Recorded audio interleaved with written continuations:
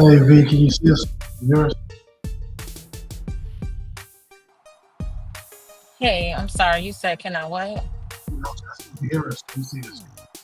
Yeah, I can hear y'all. I see like a thumbnail picture Okay. of y'all in red. Yeah. Okay, there we go. I see y'all now. Okay. I'm in the car taking Aaliyah back to school, so Okay. Okay. Hey, Leah. Hey, Leah. she sleep. She not feeling well. Um, Hmm. yeah, I think Bear got sick too. You said you think what? Cameron sick too. Last year. Bye. No, I'm not feeling well either.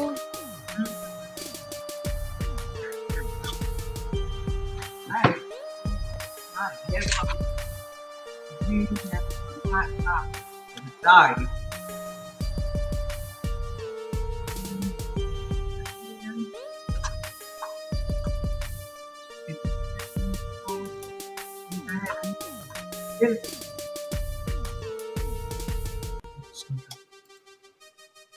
Oh, so you going with the age gap? The one I said.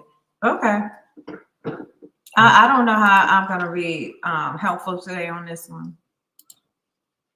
But we shall see. Welcome back. Welcome back. Welcome back. How y'all doing? How How doing? y'all doing? Well, Missed y'all last week, Yeah, missed y'all last week. but wasn't feeling well. So I am Kel, And I'm Quinn, and and this is Recipe to Chivalry. All right, all right. Real quick, let my wife here get a prayer started real quick. Heavenly Father, Lord, we love you and we bless your name. We thank you for this platform, Lord. Let it be something that could be useful for somebody and be able to help them. Lord, we just thank you and we love you. Amen. Amen. All Amen. right. So I sip my tea. one of the topics is there anything wrong with an age gap? So we had a little little conversation about this. We've been having a conversation for the last couple of hours about this. And so statistically speaking, give me 1 second. Statistically speaking, the age to be considered an adult is 18. So my question was, is it okay if an older gentleman, 30s, 40s, wanted to go ahead and date someone that was 18, probably for the purpose of marrying or not, but would that be an issue? And my wife, if she wants to expound a little bit on her end, if not, because she already said she's going to sip her tea on this one. So she said no, because she feels a young lady at that age needs to experience some things in life. And the age gap he used was 18 to 30 something, a 30-year-old, a 35-year-old. I think that is a huge age gap. At 18, child coming out of mama's home, what does she know? And then we got this 30-year-old. We're like, what do you want with an 18-year-old? The age gap thing for me, I'm having an issue with it when it's such a huge age gap. 5, 6 years. You know what? I might even say 20, but I don't know. Because I feel like, what mentally, what do you want from her? Because as far as conversation and views of the world, it's so different. So for me, the only thing it is just physical for you to have a baby machine, because what else are we doing? But I'll let my husband do what he do, because it got so bad with us having this conversation. I tapped out. I was like, I'm just done, because for me, Yeah, I don't know. I'm gonna need some help with this one. I need somebody young to come on and explain to me, what do you want with somebody that old, or somebody that's old? What do you want with somebody that young to really educate me? Because maybe I'm missing something, or maybe I'm old fashioned, or I don't know. I'm having issues, and I'm having a huge problem digesting the information my husband was given. So I'll let him go ahead and speak his piece while I sip on my tea. So, do you have any opinions on this view? First, let me give her flowers. We thank you for being so consistent, joining the podcast and Trying to coming put on. her a personalized gift bag together. If you heard the conversation in question, do you have an opinion about it? It looks like, is her mic off? Is that little? Sorry, my bad. I cut my mic off because I didn't know that would interfere with the recording. And then I looked at my map screen. So I'll just keep my mic on so that Okay. way I can talk. But if at any point interferes with y'all, let me know and I'll cut it back off. Okay, that's fine. Not a problem. I think it So was yesterday anyway. Go ahead. with the I age don't gap, know. Let her get hers. Yeah, go ahead. She can- I feel like for me personally, an 18-year-old with a 35-year-old, that's almost double the age. I feel like that is a little bit much. Um, I definitely understand what Quinn is saying because at 18, you haven't had enough life experience. So it's almost like you know what I mean? Like what is those conversations like based on an 18-year-old's point of view opposed to a 5-year-old? I just feel like that gap for me personally is it's just a little bit much. Um on the other hand, you know what I mean, I can see how um some, and I'm gonna say both male and females, might have daddy issues or might have mommy issues, and you know what I mean, like that can kind of lead them toward, you know what I mean, like seeking out that fatherly figure and being okay with, you know what I mean, an older male. But then, you know sometimes different situations, um you see it more and more now. It might be a stability thing. It might be, an issue where the older person is able to provide stability. So the age, you know what I mean, the age gap is not that big of a deal because I feel like now, in these times in this generation, when people might not marry for love. They might marry for comfort. They might marry for, that stability. Um, and then I guess there are some, some success stories. But I definitely feel like the 18-year-old will have to be a little bit more mature and she's gonna grow up, you know what I mean? Like doing that relationship. So I mean, it's an interesting topic. It can go either way, but I think for me personally, that big of an age gap is a no. Yeah. Christina says it's only problematic when the younger person is under a certain age. She said 25 and up is fine. So welcome, Christina. Also, we got Mike. He said, "What up, Kay? This is your boy from the block." Lastique, I know who you are, buddy. Yeah. So we got him on. Thank you for being live. What is your opinion on this topic? If you look right on the Facebook page, I did drop the link for you to come on. You don't have to, we won't see your face if you don't want to, but we can hear your voice and you can come on and give your opinion. Same thing with you too, Chris. I dropped it in both that and the family chat. All right. So definitely. So for Chris, why you say 25? Yeah, that's when what the legal age to be considered an adult is 18. So we'll have to Why do wait you for a say while when she 25 typing. or up is okay, but not lower than that? I would like to know that from you. So why would a man want to pursue a woman that young? That's what I want to know. There's a multitude of reasons, right? Okay. Youth, less baggage emotionally, And see physically. now, right? And you say less baggage emotionally. That Mhm. can and cannot be true because you don't know what the her household was like as a child for her coming up.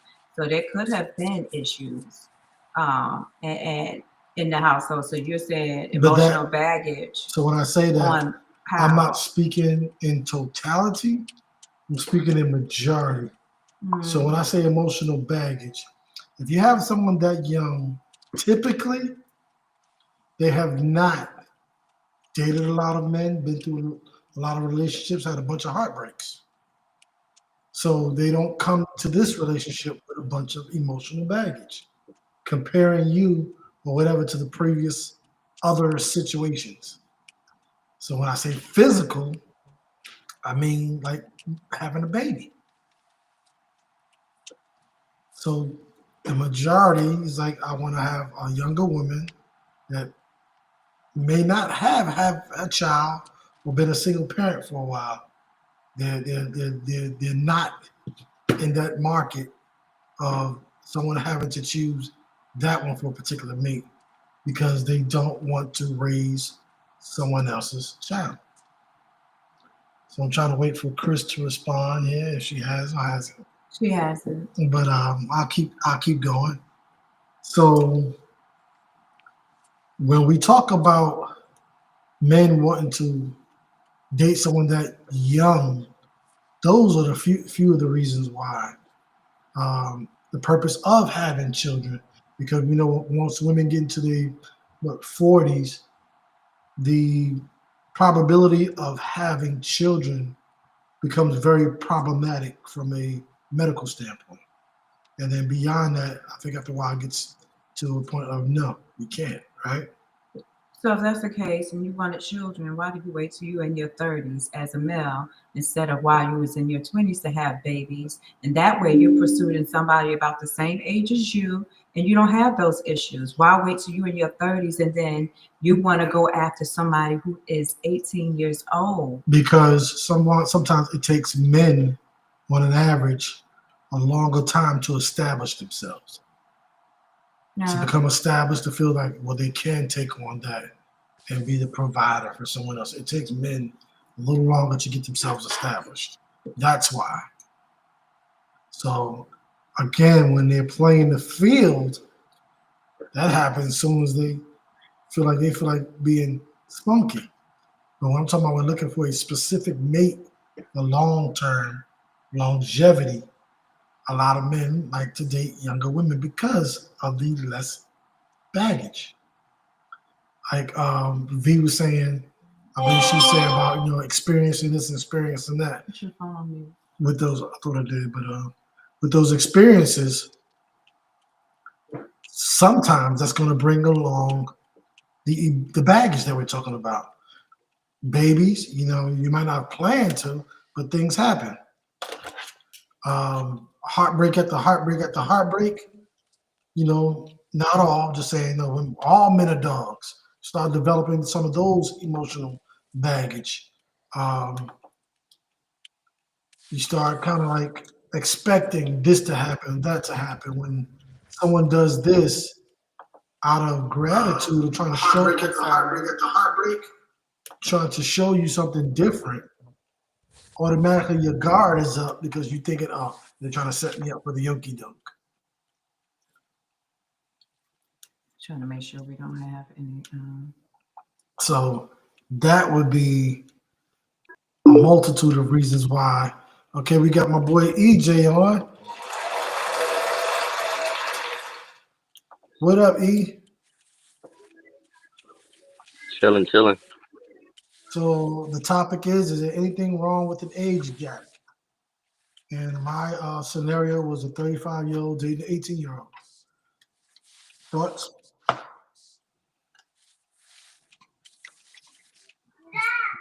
That's rough.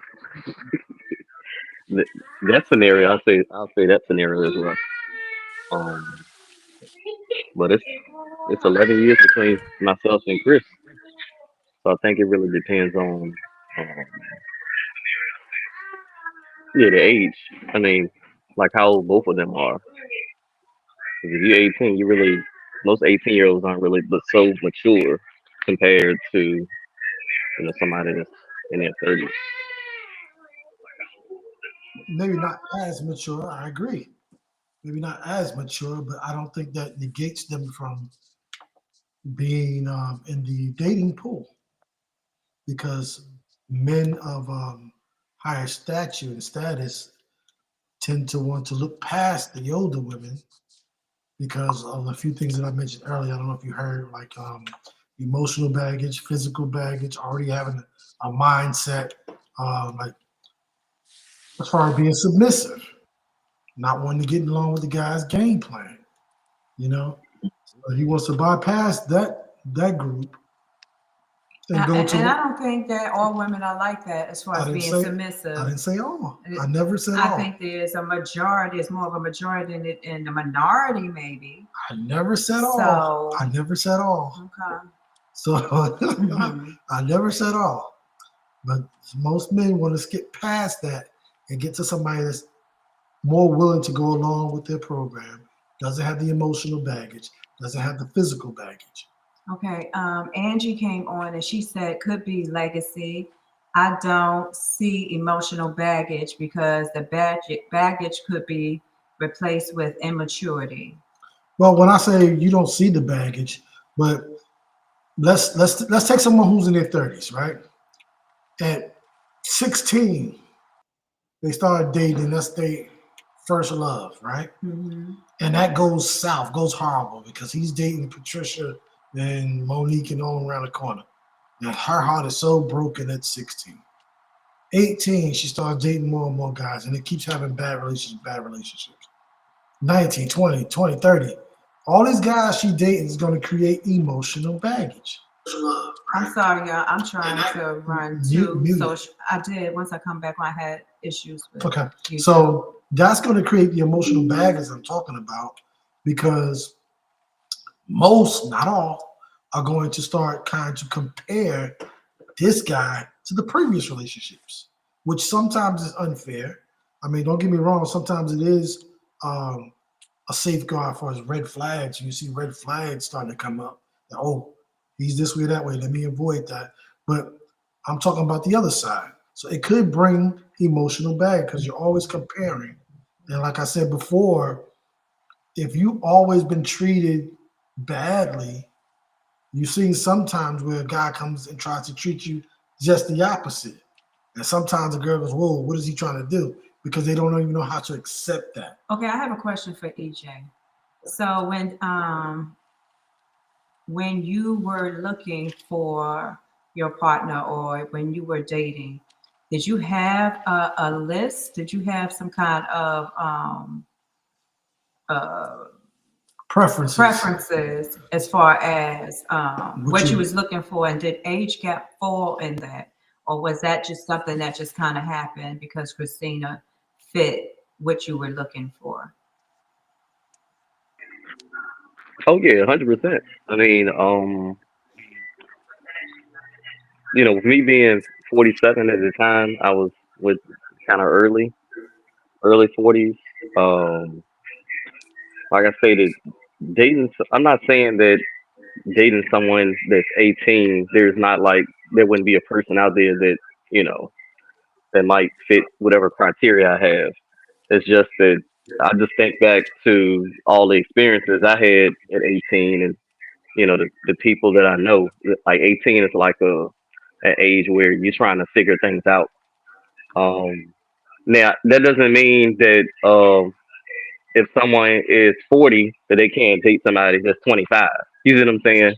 Like that to me, that's a little bit different. It's just the whole 18 thing. But yeah, I definitely like most people. I had like a list, and it was a few things on there, but like not having kids.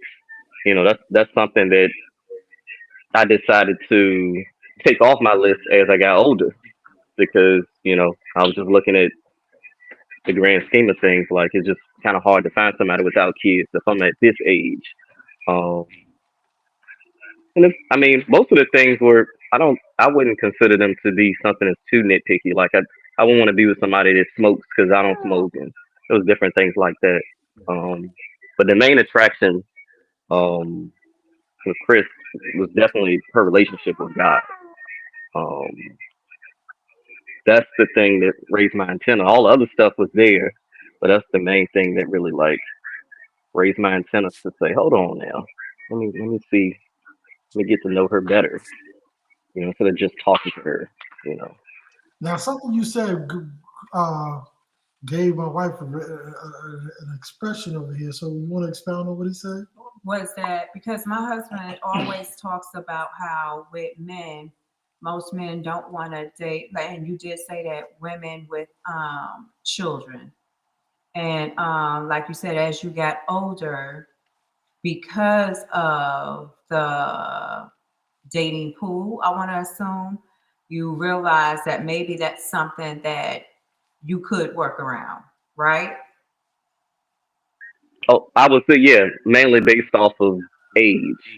If I was still in my 20s, that sort of thing, or even 30s, then yeah, someone having kids wasn't gonna be something that I would even like. They wouldn't even be on the list of me even trying to figure out, what's going on with them. Okay. Um, Right. yep. You talk about that. It's an age thing, but as we get older, your preferences change. You kind of, and with life experience, you realize, okay, well, the way the world is, this is something that I may have to revisit or figure out whether this is something that I can live with. So it's not something that completely. So you're right.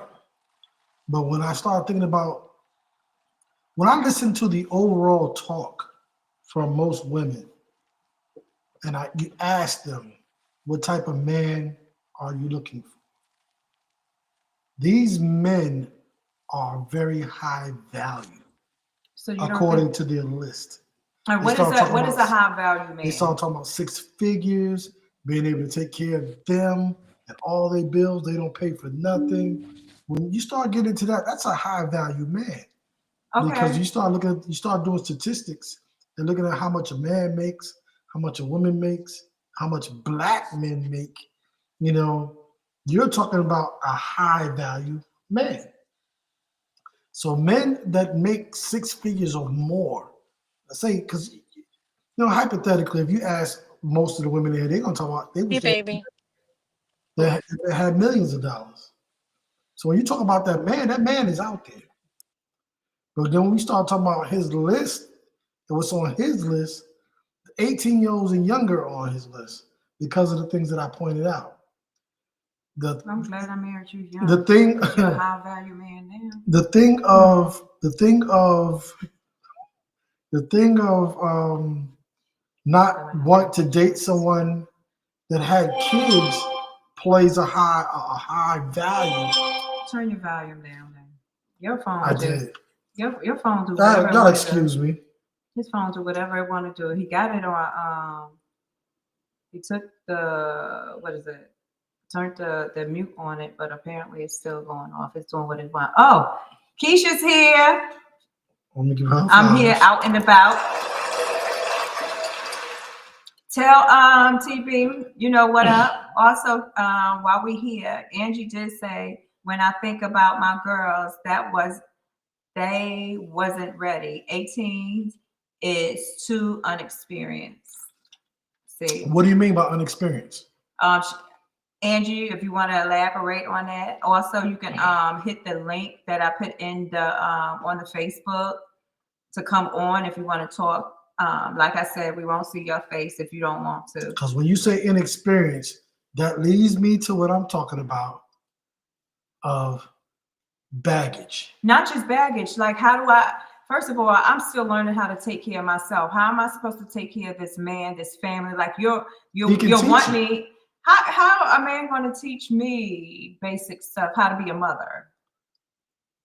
Because you want me to have these babies. So again, how is this man who wants these babies by me is going to teach me how to be a mother, something that he isn't. Some of that is instinctual. Yeah, you may say that, not all the time. You can go to your mother and ask your mother for opinions. What if there's one of them people that don't have a mother and grew up with? That's a small majority. Not really, not in this day and age. There's a That's lot a of small children majority. that don't have their mother present. There's a small majority. I'm talking about the scenario of you can go to your mom and ask your mom questions of how do I do this? How do I do that? Okay, so tell me where that makes sense. You have somebody 25 that never had a child in their life. How they're supposed to be a mother? They have to figure it out, right? Am I right or wrong? They have to figure it out. They don't know. Yeah, They've never had a child. Yeah, but mentally, they may be a little more stable than somebody who at 18 has never done anything and may see another 18-year-old having fun or whatever, and they See, there you go. You heard what she said. Right. Having fun, experiencing life, and that's where the outside. issue comes in. You call it an issue, but this child hasn't even figured out who they are yet. Who am I? I just got. How can I? Yeah, and then we'll have a scenario like I talked about where all you know is your husband and your kids, and you don't have an identity outside of yourself. So can you imagine me not having that prior to that and never having experienced that at all, and what it does to a person? So and then how? Let me ask this question in respect to when you had. So you're according to. Let me make sure I got this right. You're saying you get married, have kids, and you lose your identity. It can, because that's all that becomes. All you're doing every day. Doesn't have to be though, right? It depends on what is happening within the household, and it does happen with women a lot more than you think, because all we're doing. Listen to me. All that's happening, especially in what you're talking about, and me in your case. That wasn't the case. Yeah, I had free range or whatever, but what happened was my whole entire life and existence had become you and the children. So there was nothing else outside of that. There was nothing for Quintella for me to say, okay, who am I outside of my husband and my child and these children? What do I like? So what do I like with my husband and the children? Let me ask you this: who were you before you got married? Who was I? You didn't know who you were? Oh, no. I know exactly who I was. So I'm confused now. No, don't be confused. Wait. So now you're saying, who am I? As if you lost that person because now you're married. Because first of all, I wasn't doing anything outside. You're missing a point. Outside of me and the children. Outside of all of that, Quintella wasn't doing the stuff she loved to do. She likes to, if she wanted to read, or she wanted to go and do whatever. There was no time. There was no space for me to do that, because there was always a constant pull and a constant need for the household for this one. There was no time left for her to regroup and to come back and say, okay, I love y'all, but I need a minute. Okay, so because I was constantly being pulled on a 50 million directions. You were always in need of something, or you needed me to do something, until at the end of the day, there was no time left in the day for me. Okay, so in my scenario, that doesn't count. Why that doesn't count? Because this is a man who makes a lot of money, and he can make time. In my scenario, I was trying to make money. Okay, so let me read. Trying to make some money. Trying to read these differently. Let me go into manage video. Tim said it happened in his life. Expound on that some, Tim. Okay, where you went up a little bit. I'm trying to catch. Okay. First, get out the way. Angie said it's not allowing me to link up. Okay, she's having a problem linking to. Let me see if I can drop it here for you. Hold on. Go ahead, Kev. Let me see if I can drop this link. In our scenario, I wasn't making a lot of money, so I'm still out there hustling, bustling, trying to make enough for us. So yeah, there might not have been enough time because there wasn't enough cash flow. But the scenario I'm presenting, this man has money. You don't need anything. You don't have enough time. Let's go get a nanny and go discover yourself. Find out who you are. Okay, but we're talking about that. That's not a whole lot of people. Let's talk realistically about. So see, and people. so I am talking realistic. I'm talking. I am talking realistic. The reason why I'm Okay. talking realistic is because I'll state it again. If I took a panel of women and asked them what type of men, if you had and you could have him right now, tell me what all he would have to do and what he would look like. He would look like the scenario I'm talking about. That's realistic. Now, is there want realistic? That's a whole nother story. Because again, we can get back into the old podcast. What qualifies you to even have that type of man? But if I asked a panel of women, that's the exact kind of man they're going to have on their Q&A. This is the type of man that's going to show up on their Q&A. The high-value man. The man making 6 figures or more. To allow them to do all the things you're talking about. So it's not unrealistic. It's very realistic. Now we can get into some unrealistic caveats to it. But this is the men that most women are going to choose. So Tim said it does happen. It happened to me in life. I dropped the link for you to come on. Then Tim said, so basically she felt like she lost herself, which is what I said. The issue was she was chasing others, living by comparison. No, not me. I sure enough wasn't. He wasn't talking about you. He was talking about his situation. Oh, okay, yeah. Calm down. Yeah, He's talking about his situation. Yeah, I don't compare my life to anybody else's. Never have. It's just the stuff that I wanted to, and because she felt like she was stuck. But after a year of being out there, passed around and ghost, she regrets. She has regrets. Okay. Yeah. So again, when I ask the question, any of the women can answer this. So when you keep saying experiences, they haven't experienced, what specifically are you talking about? Let me travel the world. Let me see what else is out there. So you saying he can't have you travel the world? I'm sure, but so we're talking about okay. So you're just trying to base it off of the six figure man that, because for me that's. Am I wrong? Is that realistic for every single woman out here? Because he's going off of what he sees on social media and what he's seeing and saying, okay, everybody want a 6-figure man. I want somebody that can provide for me and like I said, okay, and match what I'm making or at least a little better. Okay, so you doing that, but baby, wait, because like you talking about because you keep. But that doesn't mean that 6 figure. Depending on how we're living or what we're trying to achieve, I think that depends on the woman. Because not every woman out here trying to go dig. I didn't say women trying to go dig. Because that's what it's. Given. I know because you're talking out of your feelings right now. No, I'm not talking out of my feelings. So I'm definitely not talking out of my feelings. Okay, can I say something real quick? Come on, B. Come on.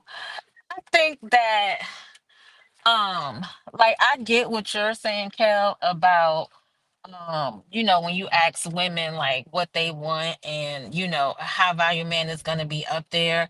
I definitely get that. But I also get what Quintella is saying is like I feel like that would be ideal, but there's not a lot of men or women for that matter that's making that's making 6 figures. So I think that you know what I mean, like that's what she's trying to say is like not everyone is going to be like, oh, you have to make 6 figures, because if you find somebody and they're making $80,000, that's still pretty good too. Right. It is. And so back to our point I'm trying to make to her, because you keep throwing out what I'm saying is unrealistic, right? So where do I get this idea from? Did I just pull it out of rabbit's hat? No. If you go, she said I got it from social media. Wrong. So do you remember a few podcasts ago, I had a multitude of y'all on here. Keisha, I'm gonna have to call you out because you're the one example. And we asked, what type of man are you looking for? Keisha started bringing up all this sugar daddy. I want this, I want that, I want this, I want that. Yeah, but she was playing. You say you're playing, but if you had your Playing. choice, that's exactly what you would want. Nobody's playing about that. Well, Nobody's playing about then what's your problem? Because I'm tired of being your sugar mama. What's the problem? because this is my program and you're going to follow my program. See, And it's not a problem. It might be a problem for you, but it's no problem for me. Yeah, see what It's not a problem for me. You're going to follow this program. See. But so anyway, when I asked, that's where I got it from. I sat there and it, don't get me wrong, it was a bait question. It's showing up as It was a bait question. What type of man are you looking for? Y'all all said it. And then I turned No, around no, and said, no, no, no. I don't think that I specifically said 6 figures. I Right. don't remember you saying 6 figures. But when I sat there, I said, what qualifies you for this type of guy? Then we started getting into some realistic heated debates because those high value men, typically you would not qualify for. Well, Angie is saying she's talking about equal give and take. That it What you needs mean- to be what you mean equal. equal give I and guess take? because you was asking about whatever you was talking about, she's coming back in with the equal give and take. What does she mean And equal give then and take? Tim said high value men is a construct developed by women who live in comparison. No, it's not a construct, Tim. I know It's some a- that are, and they're still struggling, It's- says Angie. She knows what. I don't know. We gotta figure out what. So it's Tim. It's not a construct. The percentage is low, especially amongst the black community, but it's not a construct. It's a very real thing. And when you start talking to most women, that is the men that they desire on paper. And there's nothing wrong with that. But then when you ask the question of where do you think you fall on their paper? So like the thing we're talking about today is age. So my cousin Angie, when she finally responds, she was talking about experiences. And I was saying that what experiences are you talking about? Coachella said earlier, talk about having fun. And I said sometimes a lot of those things that you're talking about. What my fun was Can I finish? going out and Can I finish? yeah, but because I don't want you twisting that. But go ahead. So with friends and the experiences, your life experiences, a lot of times those bring along baggage, unplanned pregnancy, And not all the time. broken like relation. I didn't if you say got a all the plan. time. I did not say all the time. I specifically said sometimes. So that's why an older man of high value would tend to seek someone younger, doesn't have those things, can follow his program. He said, "Bruh, it's a construct developed by women. How is it not?" Explain how it is. Well, Kevin Samuel was talking about it too, and he definitely was a man. Yeah, He was all about high value yeah, men. yeah. Angie said, being willing to work with her man. I know men who are making 6 figures and they're still struggling. Okay. What is it? What does that mean? I'm not understanding your point. Because apparently, you're saying that the women, want these 6-figure men, but what she's saying is there's some 6-figure men out there, but they still struggling, so they need a woman, or maybe they need the woman to help still take care or being able to work with them to get them straight. That's what I'm assuming. Have you ever seen a millionaire father? Okay, she says you don't have experience at 18. You just don't. What experience? What experiences? That's what I keep asking you. You keep saying experiences in a broad context. What experiences? Dating? Can you wait? Relationships? With a construct developed Yeah, by Tim women. can chime in. How is it not? Mm-hmm. But again, have you ever seen a millionaire claim bankruptcy? Yeah. Would you consider him struggling? Yeah, but he's still a millionaire. So I don't get what point she was trying to make. I would say y'all both making great points. Like V said, you're making great points. I don't see anything wrong with both sides of the argument. It's just it depends on the perspective. So, as a man, from Kale's point, where he's saying like it doesn't make a difference the experiences and so forth. Me as a man, if I'm gonna get a wife and let's just put a my wife is perfect, but just let's just say like somebody with no flaws or anything.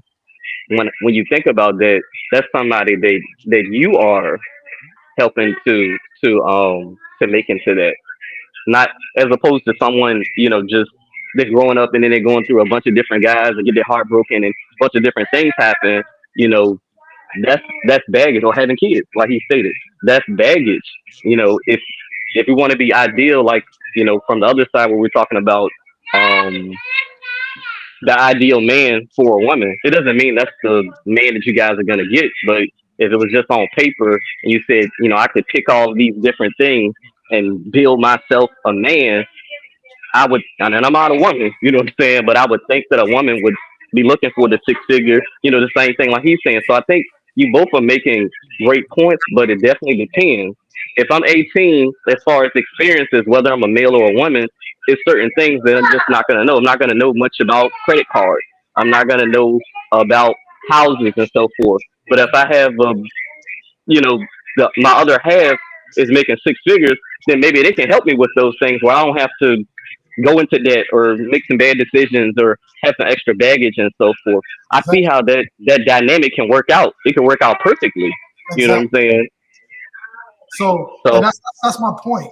So that's why I keep trying to get them to highlight when they keep saying experiences and not broaden it so much. Give me that, because if you're saying 18 with a credit card, okay, I can help. Like you said, I can help you with that. How you think I got a $80,000 credit card?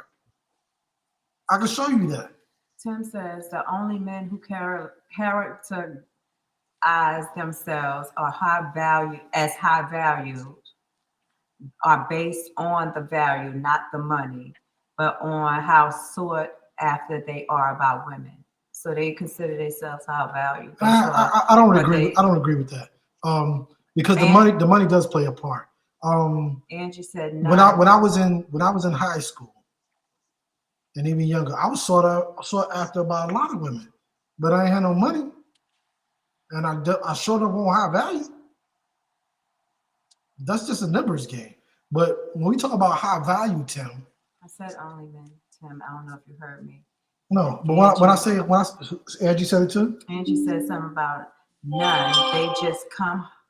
They just came from home. You just got out of school. I was 20 and I was a virgin, and he wasn't that old, but was I ready? No. So she's still saying even at 20, she still wasn't ready for Ready for what? everything that came along with, I guess, being married or being, and dealing with all of that. That's her. But that, I mean, it don't matter. We're talking about she is one of those that was in a situation where she's talking about her experience Yeah, on we it. talking about her. I said that's her situation. As you get it down. No, I'm not going That's to what I'm downplay saying. it, I'm but saying that I was don't her want you to make situation. it as if the majority are what you're saying, because it's not the majority. I feel like That's it's a not the minority. majority either. That's not the majority either. So again, I think that what I'm picking up, and Kel, you could tell me if I'm go ahead. wrong. For everybody that is saying a 18-year-old is lacking experience, that is proving your point to say that's what that man wants. Somebody with no real experience. Yes and no. I'm not saying necessarily he wants somebody with no experience. That's why I'm trying to get y'all to pinpoint what you consider experience. Because like EJ brought up the perfect point, the credit card. I can teach you that experience to a positive outcome. Not you go through a bunch of failed credit cards and you can only get a $300 limit. Next thing you know, you're doing the what's the thing where you get money and you got to pay it back every paycheck. secured credit card. All this other stuff, I can't think of the name of it to save my life. But anyway, I could keep you from all those failed attempts Yeah, to so get but to you're a. talking about on the financial side. That's just one thing. What That's about because emotionally? wait. That's because Tim, You not Tim, mean excuse me, EJ? EJ brought up a finite point. I'm asking everybody that keeps saying no to bring up a finite point and not keep saying experience, because Okay. experience can fall under a plethora of things. So Yes, Vonda, I am saying it, and no, I'm not saying it because it's not necessarily that he wants you to have no experience, but some of the things I mean, that you but would. at 18, Can I finish? With some of the things that you're trying to experience as a young adult, I have already experienced it and been successful. So I can teach you how to be just as successful and not fall into the pit holes because success leaves clues. So instead of you trying to figure it out till you're 25 and now you got bad credit, because I'm gonna keep using that one, I can show you how to do it at 18 and have excellent credit. I can show you how to leverage that and make money off of having good credit. So that's why I keep saying, give me the experiences, not just throw it out there as experiences, because some of those experiences that you're going to mention can be taught together for a better outcome. As far as like relationships, right? Because it seems like they want to tiptoe around. They don't really want to say, afraid of how I'm counteracted. But when it comes to relationships, right?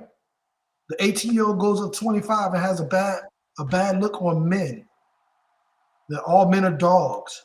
I can prevent you from that and show you one great man that's all you can experience for the rest of your life. Is a great man. Okay, we're gonna get a little graphic here. When I say graphic, 18 and up. I hope that's all that's on here. So at an 18-year-old, you keep going out having all relationships and you're sleeping with multiple different men. And then you get with this man or that man, you're comparing him to the last man you slept with. And how he compares. You get with this man at 18 and don't know nothing else. That's all you know. Tim says, but you thought you were high value. You had no money, but mentally you didn't consider yourself a high value man. I think it came by comparison. A man looked at another man, a woman looked at another man or woman and said they are high valued. So I still disagree, Tim, because men are territorial and we compete on every level. So when we say higher level, yeah, I look good, Jim looks good. The girls like me, the girls like Jim. But Jim makes money. Guess who's going to get the most of those girls? Jim. That's one caveat. And then you put other stuff into it. His value starts to go up and go up versus mine because my value is only in one or two categories. That's what's meant by high value men. Waiting for your response on that one, Tim. That was a good one. That was a good one. Now back to Angie. Yeah, that was you at 20. That was your experience. And it was what it was. But again, I'm saying that most men, high value men, older men, are going to go towards a younger woman because of the fertility, the less baggage, and to be able to follow along. Should I say submissiveness? Okay, I got a question for you. Go ahead. And it's if you wasn't married to me and at your great age of 50 plus years old, and what I did at 18-year-old. Yes. No. Why? It was just my preferences. No, why? That's your preferences. What about that? One. I don't care to have any more kids. That's one. No, you don't have any kids. Oh, you said that you're not married, period. We're right not, now. Yeah, you're not married, period, with no kids. You're single. It depends because. And what age? What does that look like for you? Who are you pursuing? What age group? Oh, okay. So because you're a high value man. No, I got you. You don't exist. No, I am who I am right now. No, I still wouldn't want to date an 18-year-old. And why? To me, it's just a little too young. But too young for what? Me. I mean, why? Why would that? That's just my preference. What about 18 makes it too young, though? I got nieces that age, and that's kind of weird to me. So for me, I could find I could find someone just like the 18-year-old we're talking about at the age of 25. There are some women out there that save themselves. There are some women out there that haven't slept around. There are some women out there. So at 50-some-year-old, you would date a 25-year-old? Maybe, yeah. Maybe 25. Because she can pump them kids out. When somebody didn't want to give me a football team, she can give me a football team. If I want 20 kids, pump them out. And she may just be willing to. So that could be one of my go-tos. If I want to have you like a kid, you don't exist. So stop giving me you over here. I'm not giving you but go ahead. So if I wanted kids, yeah, I ain't gotta worry about my age. She's young. I got the money. She got the womb. We pumping them out. How many are you pumping out at this stage? I always want at least 5.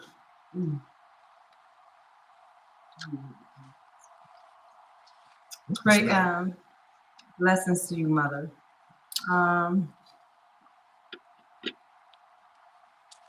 He said competing is comparison, taking action. I'm gonna keep going back and forth, but okay. Still doesn't make point to me, but so who else got something to say?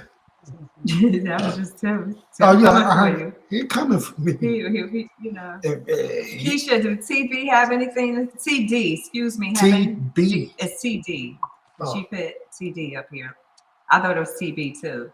Because when I asked, he said, it's a DOT. Yeah, we need to clarify. DOB, should I say? Is it TB or TD?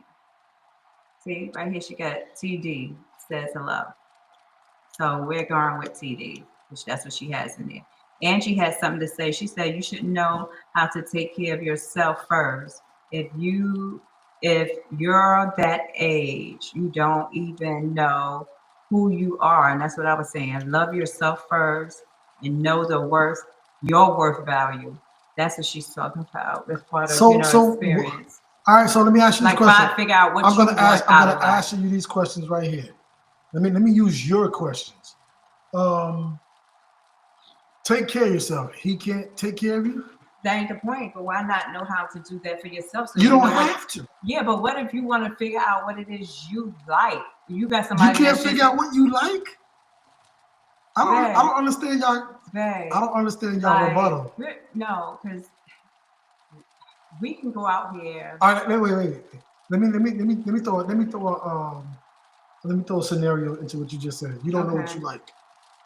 All right, so and I tie Tim into this too. So a guy who makes $20,000 a year. Tim, look in the chat. Go up a little bit. I put the link out there. A guy that makes $20,000 a year, and a guy that makes millions of dollars. It's right underneath where you said she felt like she was stuck. I put it in the chat. So now we're having dinner, and I keep giving you. I feed you Walmart steaks, right? Mm-hmm. Because I'm only at $20,000 a year.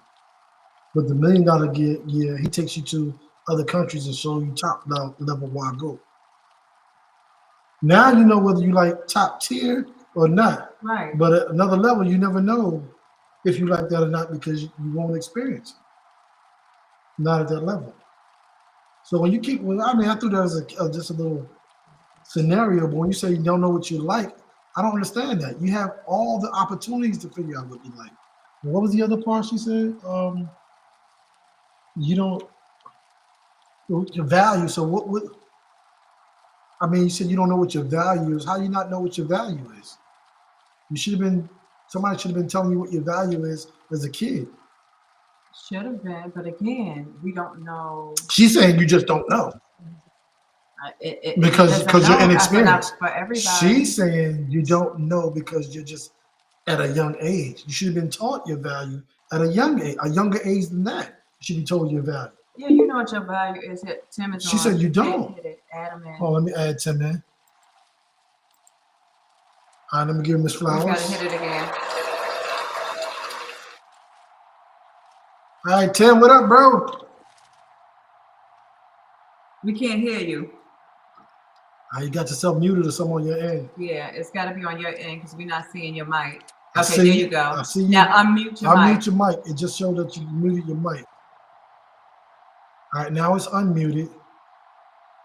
but we cannot hear you for some reason. Why can't we hear you? I don't know, but I got the video. Yeah, we got the video all day. We just Tim? something with your mic. How about now? Okay, Yes, we got there you you go. now. There There you we go. go. Hold on, let me Hold get on. you. Okay. I just had to turn off my headphones. I'm gonna mute myself so that Kel can finish making a point, and then I'm gonna help I'm him done. understand my point. I'm done. Come on with it. Okay, so what I'm really trying to say is I understand the idea of a high value man, right? But I believe that that is a construct that was created by people who often make comparisons of themselves to others because they're reaching for something that they believe is unattainable from where they are. I think that it's a construct. And I, because in my mind, a person that has high moral fiber, that knows who they are in themselves, meaning they love themselves enough to know where their boundaries are. That's what knowing yourself means to me. Someone that knows how to pay their own bills, pay their taxes, just normal adulting.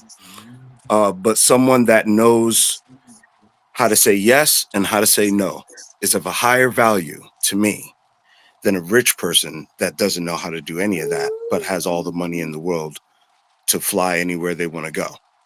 Those people in the world are considered high value because they have money and they have equity in things that you can buy to look good by comparison. But they lack the fortitude in who they are as an individual to actually have a purpose-filled life for themselves outside of their money.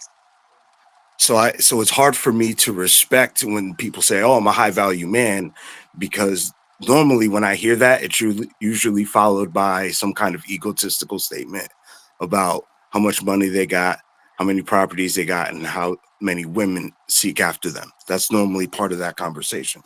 I never hear them talk about how they're lifting up other people. I usually hear them talk about what they've got in their possessions. okay, you done? Yeah, I'm done. I don't want to cut you off. I agree with you on that. How come you ain't want to cut me off, but you cut Quintella off like 30 times? That's what. All the time. Y'all see it. Y'all see what I go through. No, it's all good. I appreciate you. I was just playing with you. Thank you all. Just say something because I don't want to get my point back. But I agree with you on the moral side of that. I understand that. So when I say high value, all those other things you were reading through, that's what I'm talking about, because providing and all that is uplifting someone else. It's a part of it. It's not all of it in its totality. So when you say that it's a construct, I totally disagree, because nature itself shows that there's a higher value. When you look at the lion pride, the male lion who rules the pride, if that female lion goes out and has cubs by another lion, he kills them all. Nature itself establishes higher value when it comes to sex. And who? Yes, by patriarchy.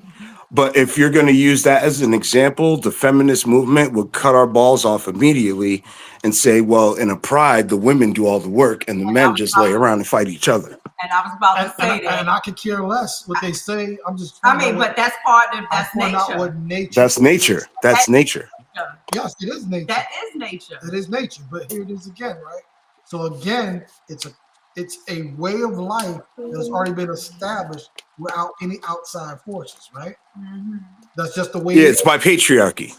It's just the way it is, right? So when you want to go with that, and the feminist movement wants to come with that, well, when you get pregnant and there's danger around, you are the most vulnerable thing around. Correct. You can't protect yourself. So, hey, as a reward, so to speak, yeah, you do all the hunting.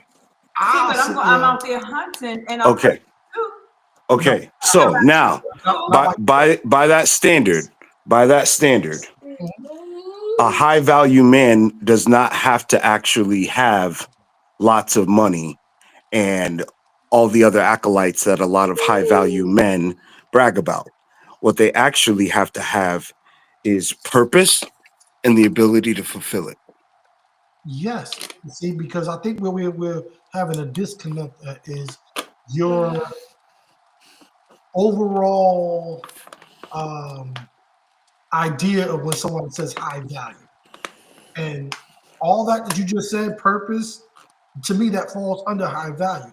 Again, from the very beginning, I said, if you ask a panel of women, just right off the rip, what kind of men would they desire? Put it all on paper. In our society, a lot of men don't fit that bill. Correct. Because So they don't make over $100,000 and they don't spend the majority of their money how their women would like. Right. So outside of money, let's take money off the list. On that list, there are a bunch of other things that women put on there. And a lot of men still don't fall under those categories. But that also is true for men too. When I'm not saying it's not. Okay.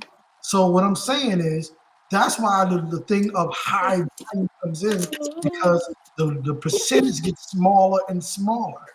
Where you're looking at 10% of men, if not even smaller. So that's what's meant by high value, in my opinion. Not just how much you make, based off of a worldview of women, of what men should have and aspire to have, and what they can do and what they can provide and what they look like.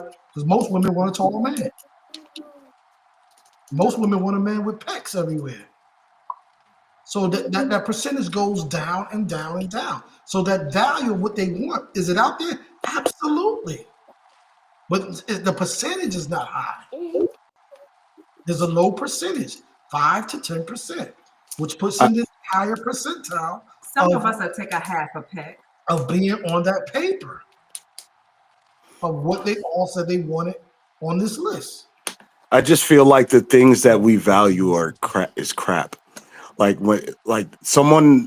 I know people that have lots of money, man, but without that moral fiber of who they are, they'd be better off being broke. I feel you. They'd be better off to the world if they were broke. And they are top tier men. And they're top tier. Everybody wants to be with them. Everybody wants to be at their house party. Everybody want to be everywhere that they are. Just about, yeah. They teach, they uplift, and they constantly try to build. So the people I'm talking about, I constantly get a phone call of, hey man, how you doing? Are you all right? Call me anytime you just want to talk. If you want this, if you want that, if you need anything, hey, I'll be there for you. I'm nowhere near on their level. And my wife is standing right here. I'm not capping. No. Matter of fact, I'm supposed to bring them on the show. I've been dragging my legs so far because I want to set it up properly. Because of who it is. Because of who it is. And because of the respect that I have for him. Because he don't have to talk to me. He don't have to answer my phone call. Him or his wife. Him or his wife. They both established. Mm-hmm. But because of the top tier man that he is, and the respect that he shows, has nothing to do with his money. Absolutely. Nothing. And y'all, anybody that know me know I don't like nobody hardly. So, I ain't gonna say I don't like people, but I'm very cautious. So they are out there. Myself. Not everybody is egotistical just because of their money. There are some guys out there that happen to be great guys, stand-up guys that uplift brotherhood, that believe in God, and just happen to make money. And sometimes I feel like that's because it's in line with everything. Mm-hmm. So yeah. So again, my point is, like you said, a great point that you made about stuff being superficial. That was kind of my underlining point too. Was the note or the letter that they put out of the type of man that they want is out of their category because of when you meet a man like that, and it's not just because of money; it's because of what he stands for. He doesn't want that. And he knows he doesn't have to put up with it because not attached to him, no. Yeah, the pool that he's able to pull from can give him exactly what he wants. A younger woman that's fertile. And if he see, one thing I learned about some of the high value men that I'm around is they don't put themselves around a lot of people that are underneath their worth at all. So at all. It's very rare. One thing that was told to me was, look at the 5 people you hang around with the most. And you'll see your future. That's your worth. Yep. start to surround yourself with people that you want to become. Yep. And it made sense to me. Yep. Because if I'm sitting here trying to figure out how You got me dizzy. to get to the next level, Me? the people around me are not even trying to figure that out, we're not going to get nowhere. He's getting me dizzy. Well, that probably needs to be the conversation then. How it's not how do we become high value men or what is a high value man? It's let me look at the person directly next to me, to my left and to my right, and then measure all that stuff out right there by that standard and say, am I going anywhere? Am I progressing? Right. Am I attaining something that I can say, me, because I determine my destiny myself. Like I say it, I will it. So can I look at the person on my left and look at the person on my right and then look myself in the mirror and say, I'm a high value person? Because there's always going to be someone who thinks that you're a low value person. That's easy. That's easy. I mean, That's easy. You see But about that all day. your wife coming out of the hospital room on her way downstairs while you're pushing her and she's carrying the baby and you got everything mapped out and you get her home and the whole thing is turnkey, you're a high value man, brother. Absolutely. And she'll tell you that to your face, even if you're broke. Absolutely. But again, so back to what I was saying was, is there anything wrong with the age gap? And the thing you're bringing up with the age gap is experience. And my rebuttal to that was, one, by law, 18 is of age, right? By law. Mhm.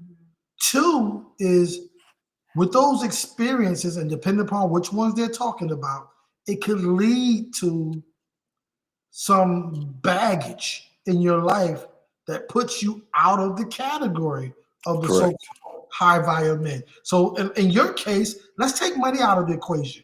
They don't even make that kind of money, right?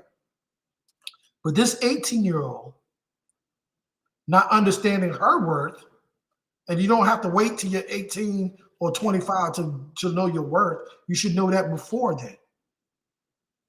So now she sleeps with Tom, Dick, and Harry, and Larry, and Mo. And John.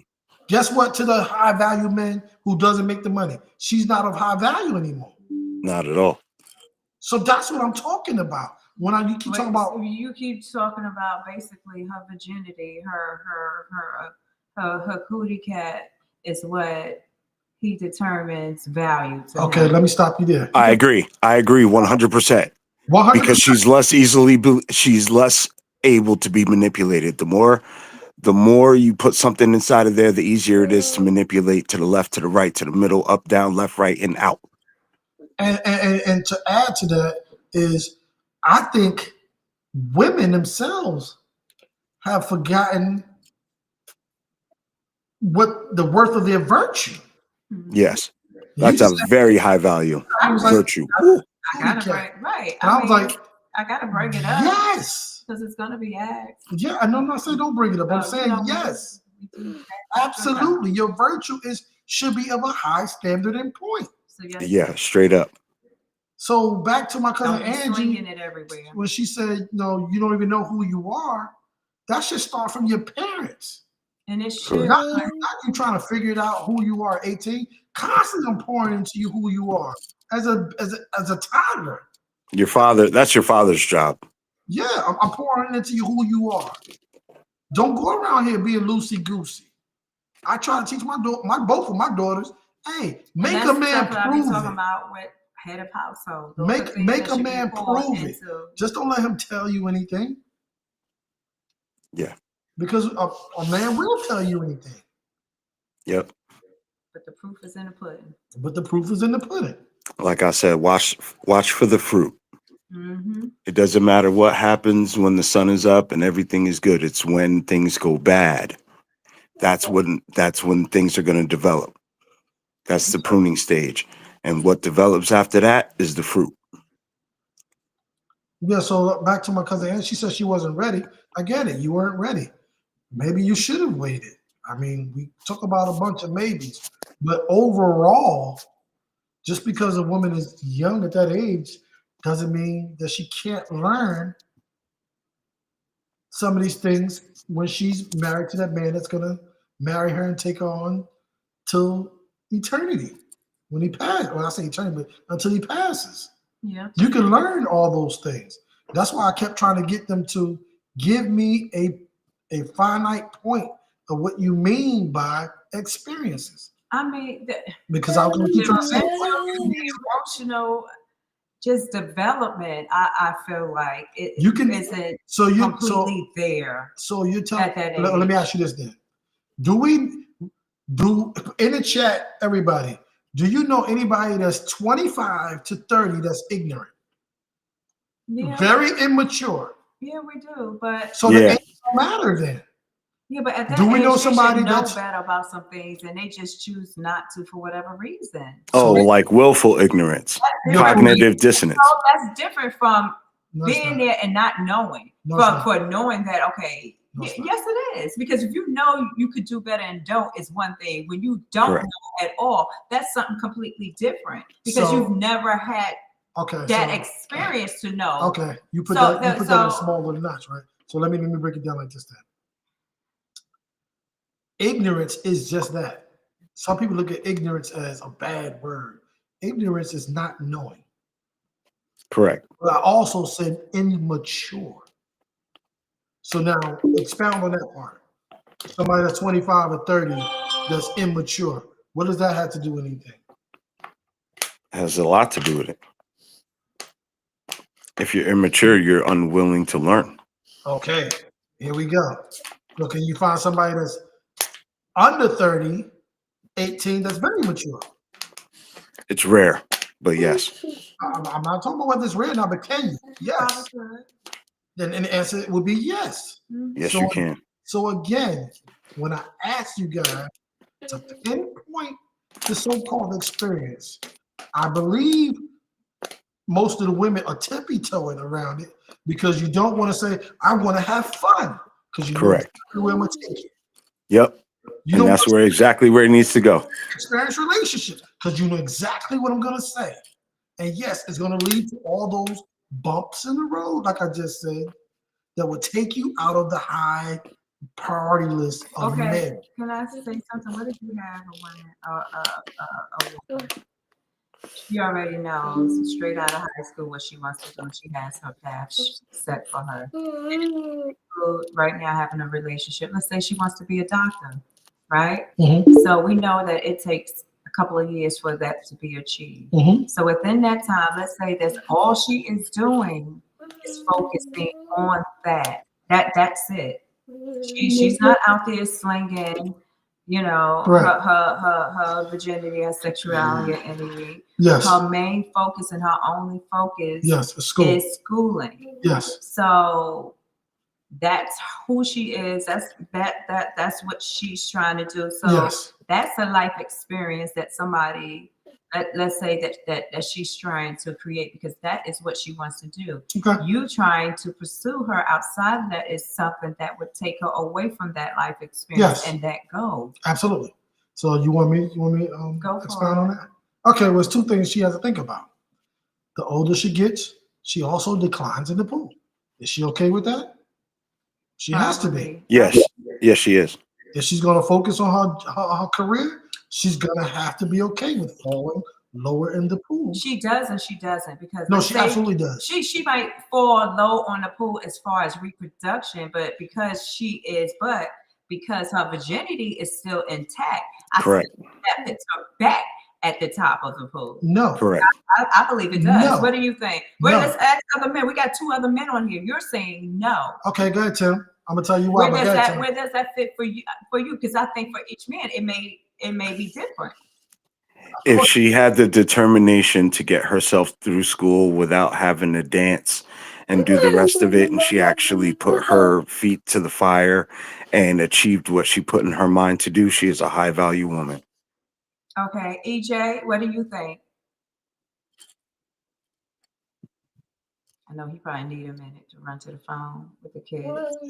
But So in the in meanwhile, the you go meanwhile, ahead. so the reason why I say no, she still declines. She does not shoot way back up into the top of the list. She still is up there, but she declines still.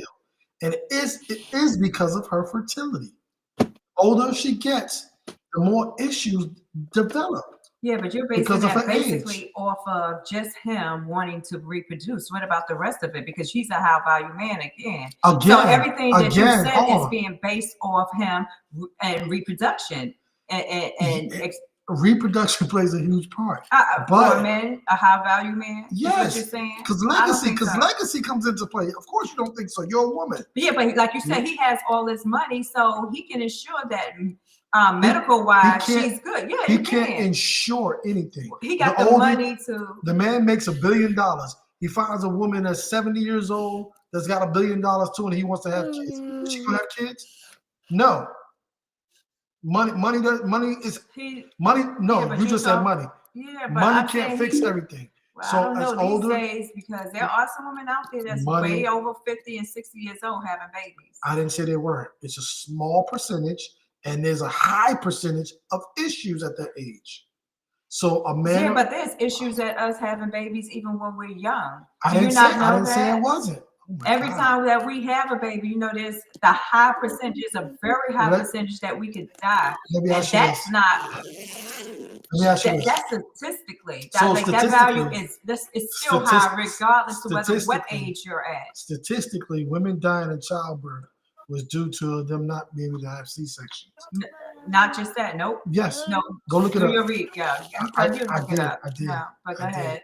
So when it comes to childbirth, majority of childbirths back then were due to. We're not talking about back then. We're talking about now. If we're speaking about now, because and we're talking about how value men now, then let's stick now. I'm just saying.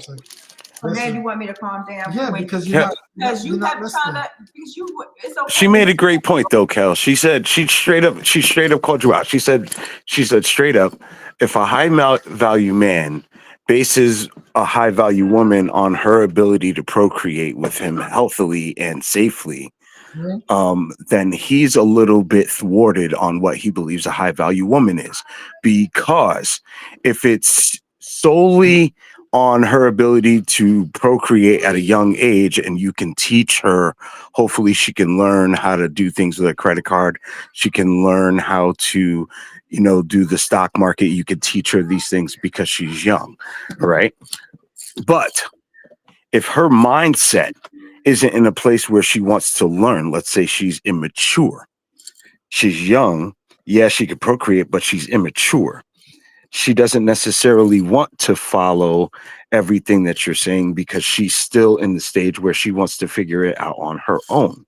If you don't allow her to figure that out on her own, and she doesn't show you the tenacity to be able to follow through on her own decisions, then do you really value her, or is she just something that you own? See, there you go, Tim. There you go. So there you go. So you talking about she called me out. We'll call you and her out. Because guess what?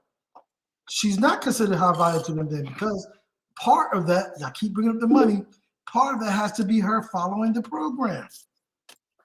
You keep saying following the program. I call it control. It's not control. It is. You said follow the program. It's not control. So what is following the program? So you have to have a certain amount of control when you follow the program, because even in class, there is a program or a way that you should act or that you need to do. So you need to be able to follow direction and do what you're told while you're in that classroom, right? So you're saying the same thing about this. Okay, go ahead. The reason why it's not control, I'm going to use your scenario and then go back to ours. So in the classroom, right, there's a program to be followed. Yeah. Right? So the reason why it's not control, because you have the option to not take this class. No, you not you do. Yes, you do. No, you don't. Not in kindergarten, not in first grade, not in second grade, not in third grade. No, you don't have that option. All right, You're talking about high school. Let me pause you again. Even in high school. Let me pause you again. Let me pause you again. See, because this is what I talk about. The age, Tim. That goes for the age. You prove my point. Because in kindergarten, you don't have a lot of baggage. In kindergarten, you're gonna follow the program. You're gonna follow the program. You're gonna try to follow the No, program. you're not gonna try. Yeah, You're you going are. to You do follow have the children program. that do act out, right or wrong. Oh my God. I'm talking about. I don't know, Kel. I think that a woman who knows how to follow her mind, like she can make up her own mind of what is good and what is not good for herself, and can actually follow that without being pulled to the left by her single girlfriends or her married girlfriends, or to the right by society and by culture. She can still pursue what she believes is true. I value that over if she's young and pliable, if you will. Well, that will be Because if I have to teach her, then I don't value her the same as someone I don't have to teach. I'm just being honest now. So yes, Tim, and you still are proving my point. Because you, as a high value man, that's what's on your sheet, Tim. Yeah, on my sheet is a woman that knows how to do everything that I'm doing Right. Hear me and out. can walk alongside me, walk with me. Tim. Hear me out. That's on your sheet. We got it. So guess what? When she doesn't do that, guess what? She's not high value to you. What are we missing here? She's not high value to you. So what are we missing? I keep saying, oh, y'all keep moving the goalposts. And I keep saying the same thing. Men of value are going to choose a woman based on their value to him. Correct. I agree with that. So that's why I asked about the age gap. Is it appropriate? Again, if you didn't catch on, it's a I bait didn't catch that. It's a bait question. Because the average person is going to say, no, an 18-year-old shouldn't be dating a 25, 30-year-old. And then my question is why? Because of maturity, they're not in the same place in life. What's about to happen to that 30-year-old, that 21, 25-year-old at that point is not going to have any sight for what that person is going through at all. And when that change happens, they're going to become kind of obsolete. No, not really. Because again, my point goes back to the man. Why would he choose that? He would choose that based on his sheet. No, hardly no baggage, fertility, and the baggage is emotional and physical, and able to follow his program, which is under the word of being submissive. Yeah. To me, a high value woman is someone that knows how to do it on her own, knows that she doesn't have to, and can follow my lead and trust me. My ability to fit the mold for that is I have to be able to trust God and trust myself. Absolutely. And be accountable to her.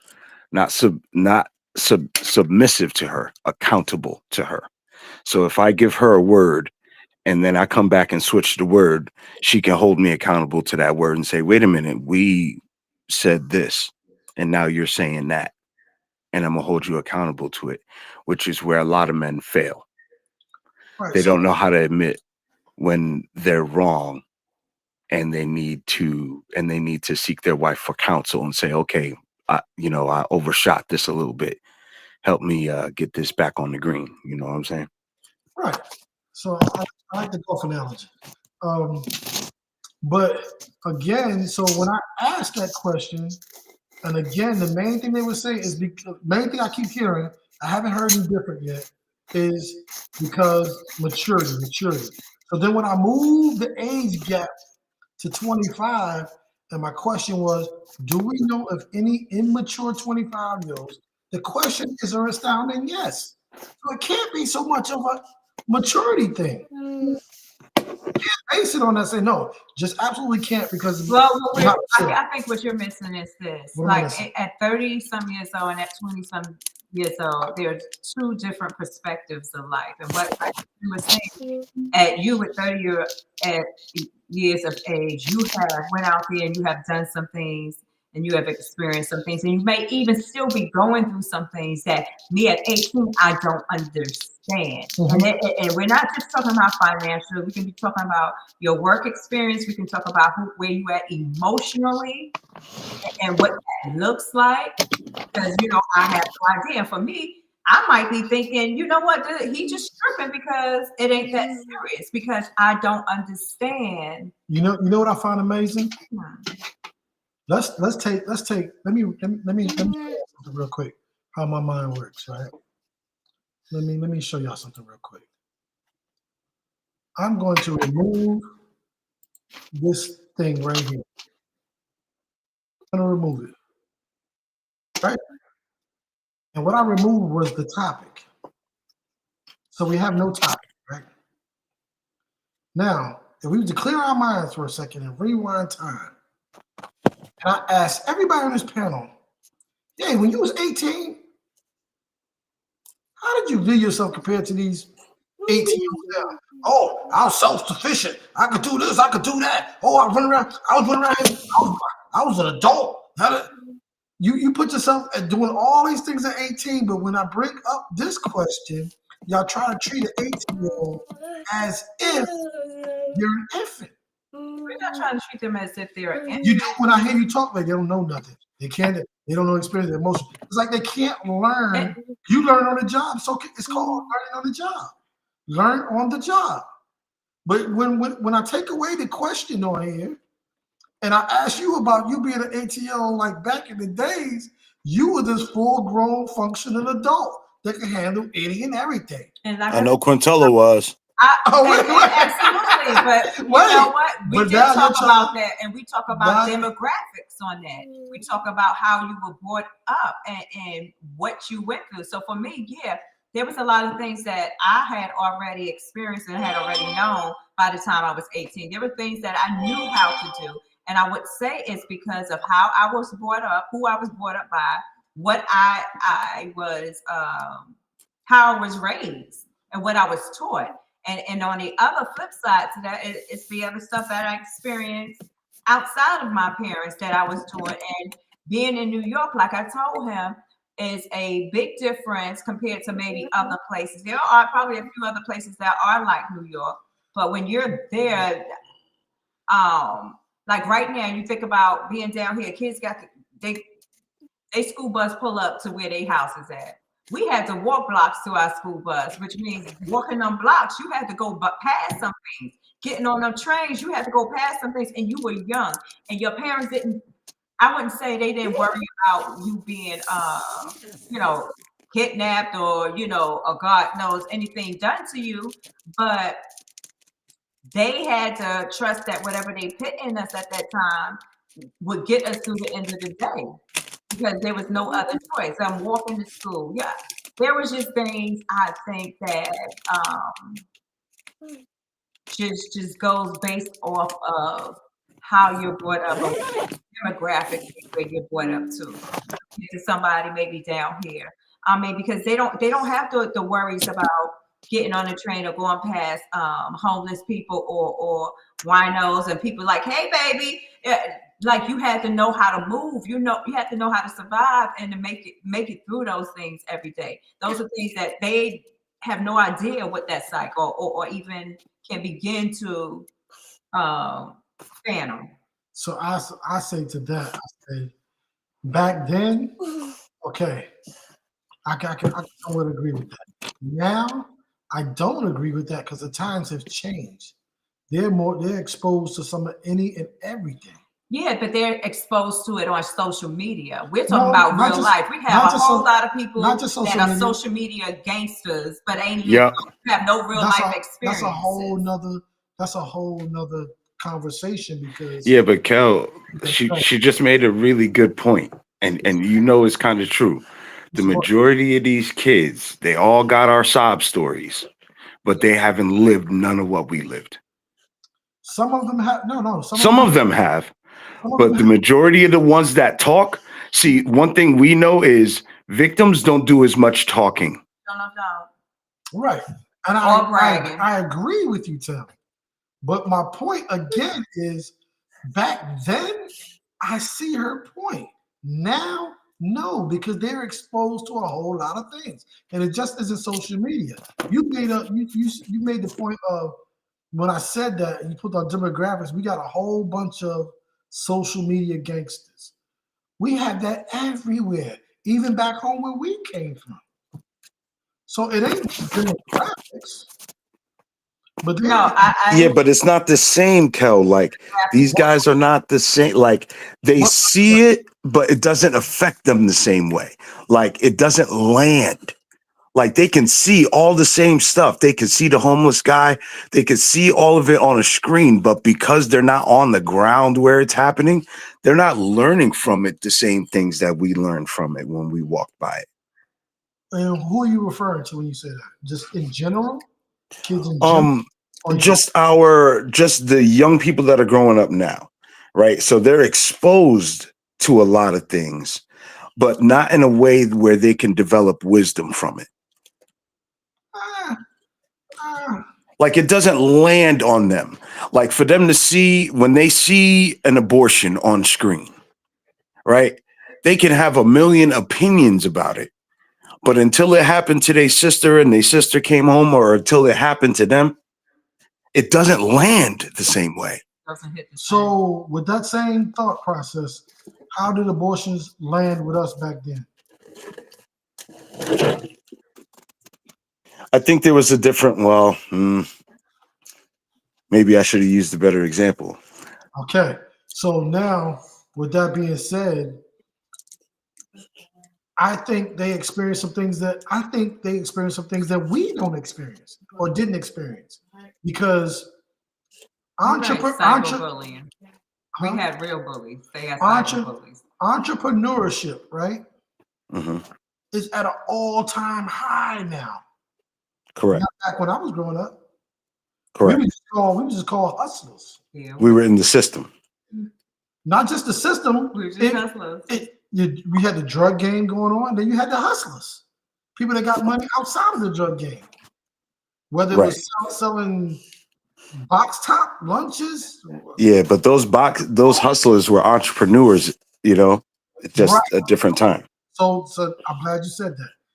Technically, they were entrepreneurs, but they had no basics or no understanding for business. of entrepreneurship for business.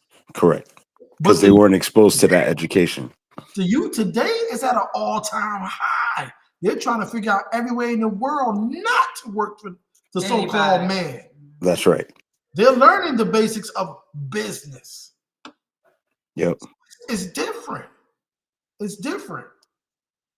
And like I'm saying, with that when I brought up that difference of 18-year-old, how we thought we were, and now how we're trying to downplay the mindset of an 18-year-old now in this conversation, it's kind of crazy to me. We're treating them like they're an infant. Oh no. Because they are. Twigs is on, he says, hey, facts. We were infants back then, but if you asked us, we were you even said Cortella was a full functioning adult at 18. She was. Okay then. You can't knock these 18-year-olds now. I'm gonna knock one now, and they're gonna cry and go home to their mother now instead of fight me. That's the difference. I guarantee you, not all of them. No, there is no all. There's never an all. All right. Right. Then. But what I'm saying is the level of accountability on these young people now is a lot less. And the only reason I say that, and I feel comfortable saying it, is because of the culture. There's a culture shift that has happened where people have accepted things that were not acceptable 20 years ago. So yeah, you're right. So let me ask you this then, right? You ever heard of the term each one teach one? Reach one, teach one. Each one teach one. Mm. You ever heard of that? Yeah, but I heard it reach one, teach one. But go ahead. Have you ever heard? Okay, we can use that. We throw that one into it too. Each one reach one. Have you ever heard it takes a village to raise a child? Of course. So that's who Quintella was. She was the village. So where did this breakdown come from? Trying to be one. So the breakdown came when we stopped. Well, okay, I'm gonna hit it right on the head because I did it the other day in a conversation with my ex. It came when we started making justifications for bullshit. Excuse my language. When we started justifying our sin, when we started justifying things that we just didn't want to be accountable for, we weakened the next level. Instead of saying, I made a mistake, this was not the right way, I want to go another way, we fought against accountability and said, oh, nah, it's my mom's fault. It's my dad's fault. It's my uncle's fault. If this didn't happen, then that wouldn't have happened. And because we started doing that, they learned how to blame shift from us. I do believe there's a lot of blame shifting. So here's what I think. And it ties into what we're talking about now, in my opinion. Growing up, the mothers were home to teach the kids, right? Mm-hmm. Now you don't hardly have that because most young women want to pursue their career. Not just because of that. Most women are at home, or because there's no male figure in the men just don't want to be in the household. They just want to go out here, like you said, and have all these babies, but they really don't want to take care of it. They just want their lineage to be out there. But go ahead. So, Yes. okay, we touch on that too. So now most women back then was at home teaching the kids. Now we have a high majority of women, especially Black women, prioritize their career over everything. Mike just said something interesting. And what did he say? He said it started when we said we're not going to raise our children like how we were raised. I agree. And I agree. Mm-hmm. So I agree. women were there to teach the kids, but now they're prioritizing their careers over that.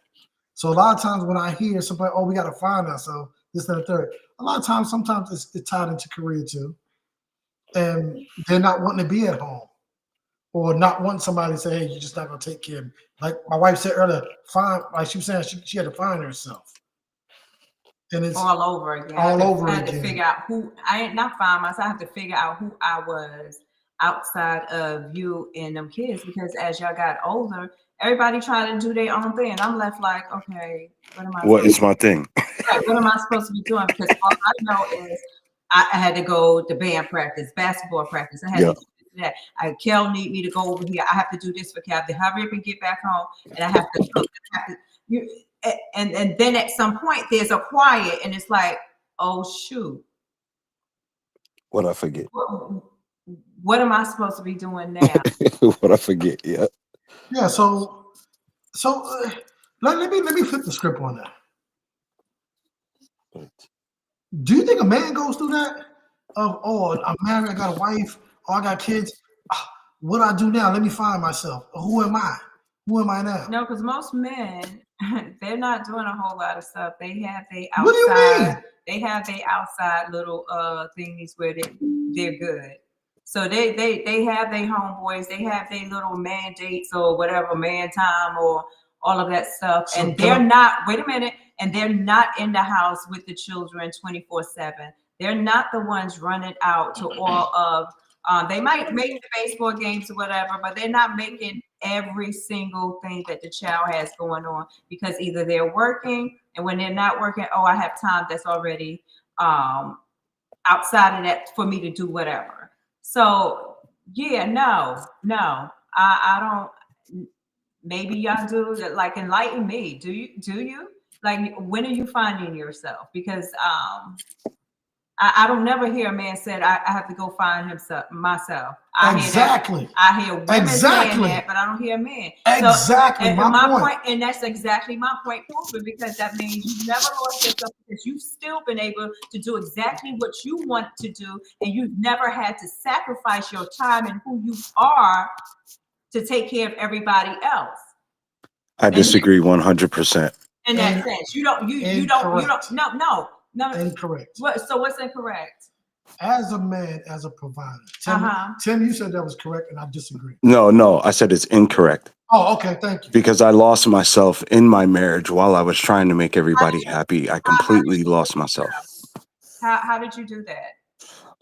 I started people pleasing rather than leading. Okay, but that's something completely different. But okay. But for every man, it's kind of the same recipe, right?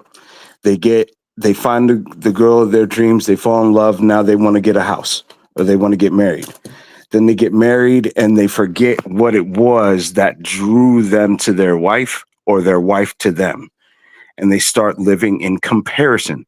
I want a house. I want a house that's kind of like Gina's house, but I don't like Gina's bathroom. I got to do my own thing in the bathroom, and I got to do this and that and the third. So then, Jeff goes out and starts trying to attain that for his wife. Jeff completely forgot about what Jeff was supposed to do with Jeff's life.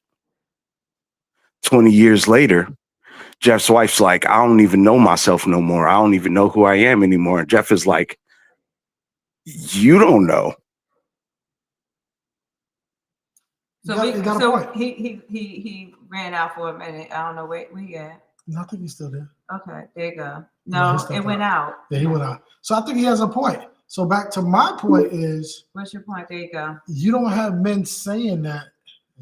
There you go. It keeps going in and out. Okay. Sorry, back to. Okay. I was saying Jeff already left himself behind 30 years ago. And now his wife is just now saying to him, now that the kids left and they're ready to go to college, she's like, I lost myself. I don't even remember who I am anymore. Everything has just been lunches and school events and this and that. It could happen to her before then. And then Jeff is like, please, I left all my dreams behind 30 years ago when I met you, girl. You didn't hear me complain not one time. And you know what? When that happens, I would say, Mike said, fellas, I agree with sis. Here's the thing. What do you mean you agree with her, Twitch? I want to hear that. Okay. Here's the thing. You said he left himself 30 years ago. Rarely do I disagree with him. So I think we're going to have a disagreement today. 30, why 30 years ago? So that means the very beginning of your marriage, you lost yourself. From day one. No, he said 30 years ago. So we're going to go with that scenario. Because 30 years, he's saying that basically they've been married about 30 years. So the minute that he started people pleasing, or should I say wife pleasing, he lost himself. And this is one of the conversations I had with my husband about, and we're going to have a whole nother topic on this head of the household thing. So instead of you, and let's just go that we're dealing with somebody who is God-fearing, who believes in God and all of this stuff. Instead of you taking the time and doing what you're supposed to do, which is seek God for direction on how you're supposed to move on your household. And don't get me wrong, it's nothing wrong with pleasing your wife, but if it's going to take you to a place where you're completely out of order, you cannot expect to be able to run a successful household. Going forward. So who is actually in the wrong? Because as the man and as the head of the household, you should be covering your family. And you should be getting direction from God on how to move within that. And to say, okay, Lord, this is what I want to do, but is this correct? How should I be moving? Yeah, my wife wants this, but should I wait? Should we wait a little longer so that we're set up right financially for it? Or am I going to go out here and put myself in debt because this is something she wants and I'm a people please? Because if so, then as a man, then you're wrong, because you should have been able to tell your wife, look, I understand. Like Kel told me from the very beginning, and anybody that knows me, I'm alpha all day long, as woman-wise, but I let my man be who he is. But he told me from the very beginning, there is nothing in this world that if it's in his power and it's within God's will, I can have it. So that let me know that that's who he's going to go with first. Do I like being told no? No, I don't. But him telling me no, may be for a reason. And that's something I think I've always understood from the very beginning, because he made it quite clear. So with that being said, maybe you were the problem from the very beginning, because what you're saying is that you were trying to please her instead of seeking God and saying, okay, and setting down the correct boundaries and having a real conversation about, look, If it's within where we're trying to do and what we're trying to develop, I got you, baby, all day long. But if it isn't, you got to be okay with me saying, no, that's not the direction that we're going. Not saying that there isn't something better, or maybe we have to sit here a minute, but it does happen. I think that people pleasing is always the antidote that kills a man. Yeah. You can, It kills it. you'll never be able to please. I think that goes both ways with anybody. You'll never be able to please anybody. Like I told Kel, as a woman, women will always want something. We always need something. It's just like a car. You got to get the oil change. We're going to need new tires at some point. You're going to have to change the windshield wipers. You know what I'm saying? You're going to have to take it in for maintenance all the time. There is always going to be a need. It's going to be like that with women. It's going to be like that with children. There will always be a need. Even with you, there should be. There's also, you'll never, ever be able to satisfy everything that somebody wants. It's just never going to happen. And Right. About even with all the money in the world. If that was the case, you see, why do people have like 10, 12 cars? Even after they've gotten their dream car, because then they see the next one, next new shiny thing. They want That's that. comparison, right? Right, not even comparison. If they see it on the showroom floor, oh, I gotta have that. But baby, I just bought you your dream car. But yeah, now I like that one better. Oh my God. Okay, so I just want to spin off on something, right? Not spin off, but I want to address something. He said because I've never lost myself because of another human being. Well, so he said he agreed with you, but I'm still not understanding that part. But anyway, so I guess because I was saying how often you hear men say, "I lost myself." Right, you don't. Right, you don't. How often? So here's my point, right? My point to that, what you said, is this: prior to marriage and kids, what was yourself that you claim that you lost, right? Yeah. Now you get married, you have kids. What I do here is your time may have been lost, but I'm still trying to figure out who you. Because you said he can go out with his friends. He has a night out. I didn't have that anymore. The woman could have had that. Not that you said. Not that you were told you can't. No, I didn't say. I never said that. No. Right. So I'm saying. So you said you lost yourself. The opportunity was there. All I'm doing is holding your hand. The opportunity of no. You could have got with some friends and did your thing. But there was no time. And jump on the bed. No, it wasn't. Get off. No, it wasn't. But we'll discuss that off air. So go ahead. So this is where I think women kind of downplay men extremely. I hear everything she's saying, and I agree with a lot of it. But here's why I think women downplay men. You don't hear us talk about losing ourselves. But at the same time, sometimes I don't think they understand the sacrifices. I think that's on both sides, but go ahead. So, like I just said, I hear everything you're saying. I agree with most of what you're saying. But again, it's like, you had that, you had that, you had that. But you don't understand the sacrifices. So some men go to work to be providers. And hate their job. Right. We understand majority. That. Yeah, that's the majority of men. I understand that one. So perfectly. We go to work at a place of mentality already upset that I gotta go here. And if it wasn't for a home and who we're provided for, I would leave and start fresh. There's another caveat to it. Sometimes when you're at that job and you don't take certain promotions or you don't take certain advantages because it disturbs home. All right. But we don't come home. That too. Oh my God. And then we just like, okay, I can't do it. I can't do it. Keep doing what I'm doing because I have to survive. There's the people pleasing right there. There it is. That gets undermined. Where it's like, I don't think it gets undermined at all. I don't. I absolutely do not. I think that women are aware of that. Like I don't think the majority are.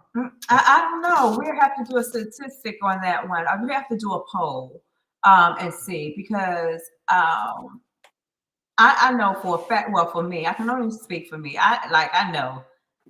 What about he always hated his job. What about you just get stuck at a job, but you can't advance anymore? I've been there, but no, hold on. You've never been in a position like me because you just made a comparison, right? So let me show you the difference. The difference is this. You're in a job that you can't advance anymore. I'm at a job that I can't advance anymore. You can leave the job and go pursue another job. I can't because You cannot. My provision instantly stops. Yeah, that's correct. Or at least you see it that way. If not totally, they see it that way. They see it that way. If not totally, they see it that way. My thing is, first of all, you can leave at any time, but what are you doing? Wait, no. Listen to me. What are you doing? What is set in place? Because that's just like with mine. I left, but I had something else right there after it. So that's not my point. So what is the point? My point is you can leave. So you could just leave and not doing nothing. You can leave, accept a job paying less because the advancement is there.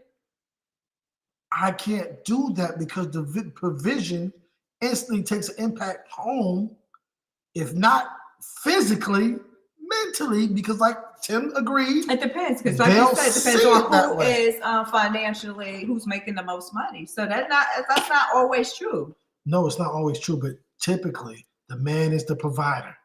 Am I right or am I wrong? Yeah, but like you said, these days, it's a little bit different. So in my situation, I'm gonna force her to answer this question without trying to move the goalposts.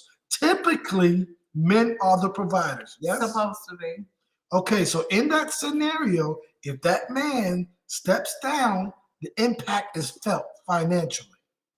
And if not financially, because like you keep saying, the other partner makes the money, sometimes mentally it still takes impact because she doesn't see him as a provider anymore. Bing, then what happens? And that's the thing that if he wasn't making the money, if he wasn't making the money anyway, she was making more than him. I don't think she ever saw him as the financial provider. That wasn't the scenario. See, that's what I mean by moving the goalpost. That wasn't moving the goalpost. I said, hold on, let me say it again. I said, you're in a position where you're capped.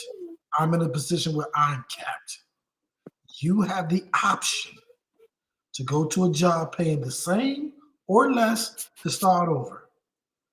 I typically don't because it has an impact at home. Right, because you're saying that you're the actual majority provider of the household. Yes. Right, but then you had flipped it on the other side of it. Right. Where we're saying where she's the provider, and even though he is not, it still takes a toll on him mentally, and that's the part that I was trying to. But you cut me off. I'm sorry. Okay. So typically, even if he's not felt physically, mentally, they're gonna look at him as not the provider. Not all. Again, I don't say all, but the majority won't. I mean, in that case, he is not the financial provider, but that doesn't mean that he still isn't head of household and he still can't provide and do things the other way. But my thing is, are you taking the initiative as the man to find a way? Of course he will. To assist in providing for your family. Of course, we're not talking about somebody just quitting and sitting at home. Well, that's not what we're talking about. Well, we said pursuing another job. Right. And I'm saying, like, if she's making enough for him to be able to do that until he does that, then that's a real conversation to have with the household. That it's not saying that it can't happen. I think that also comes down to communication. It comes down to that marriage. It comes down to, okay, setting boundaries and timelines and saying, okay, I know you're not happy at this job. What do you want to do? Okay. And what does that look like? And okay, financially, I can hold us for this amount of time. Are you able to do what you want to do within that time to make it happen? Okay, and I think those are real conversations that should happen within a relationship if that is the case. Okay, so in a scenario where he's the sole provider, so that this was like the context of my statement was but I think sometimes it gets undermined. Because let's say he is the sole provider. These are things that we have to deal with that sometimes I think gets swept under the rug because we don't show our emotions outwardly. And that's not our fault. So it I doesn't didn't get say it was no, your but I'm fault. saying but you used the statement swept under the rug. Who's sweeping it under the rug? Because we're not. Because If it's never brought reason why I say swept under the rug is because in your case, what you gave was how you lost yourself, right? And your statement towards me was I had all these outlets, like it was all peachy and cream. But you did. But I had a lot of stuff to deal with. My brother here can attest to it. I had opportunities. We were the best in our whole battalion. I was smoking people boots left and right for PDL board questions and everything. I should have been went to the board. I should have been went to see PLDC school, but I was being held back for whatever reason.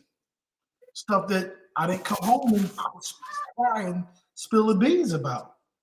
But everybody knew I was the best. Okay, but again, that goes to communication, and that's not I'm my not issue. saying it But does. I'm not saying saying I can't. It is your issue. No, So it isn't. It's not an issue because it's not an issue for me if you don't bring it up. How am I supposed to be able to help you with it or be able to talk about it if I don't know it exists? So it isn't an issue for me if it doesn't exist. If you're not coming home and you're not communicating, then it's not an issue for me. How am I supposed to know? I am not a mind reader, and I think that's what happens. Right, and I think that's what happens. Wait a minute. I think that's what happens in relationships and with men as far as communicating. You know, women, we're going to communicate and we're going to say what's on our mind. Where y'all going to sit back and hold up everything and hold it in as if we're supposed to know. We're not. That's why I always talk about how communication is so important on both sides. We ain't talking about you being this big, huge, because there may be men that don't talk a whole lot. But if you're expecting your woman to be able to support you, to help you on certain issues, then you would have to be able to communicate those things in order for her to be able to move within that realm where you need that. If you're saying you need a certain amount of peace and stuff at home, okay, well, what's going on is causing you to be, flipping out? Like what's going on? Is communication a two-way ladder? I just said that, yes. Okay, so it never once dawned on you to ask me about my job or what's going on? Oh, well, yeah, of course. We ask every day. No, yes, we did. What's going on? Well, you can't say I did. We're going back to the military. Right, and I did. And It's yes, I 7 did, because we o'clock. always knew what was going on. We almost 2 hours in. Yeah, we almost 2 hours hours So you can't in. say I didn't, because, baby, we laugh about stuff.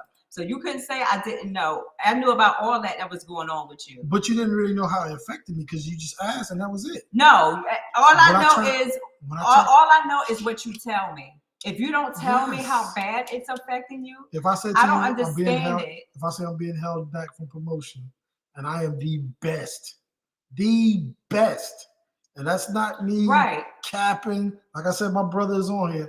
I'm the best. Right. And I say go ahead, because you forget, but go ahead. Okay, we're blaming them we're chalking up to memory. Mm-hmm. But what I'm saying that when I turned down certain avenues that I wanted to go to, and I turn it down, all kinds of stuff like that happens. So again, I think not for all, but some things sometimes I think the women don't take into account. Just because it looks peachy and creamy, we're still being the providers. There's a lot of stuff that men deal with outside of the home. Absolutely, and I would agree with that. So we don't want to keep 2 hours. Keep everybody much we keep saying we're going to keep this on an hour, just because they say that people attention spans ain't that long. But this was a good conversation. Everybody seemed, which is about true, because everybody done left out at 2 hours. I thank EJ. I thank Tom. Thank you all y'all for coming on. MPVV, we thank you always. Twigs, Keisha, Angie, We thank y'all all for coming on. I don't think I missed anybody. I think those were Don't like the think main so. ones today. We will see y'all back next week for Recipe to Chivalry. I am Quintella, And I'm Kel. and it has been wonderful. Good night. Good night. And we'll argue some more later. Later, right? Do what we do best. Yes. All right, y'all. Good night. Good night. Good night.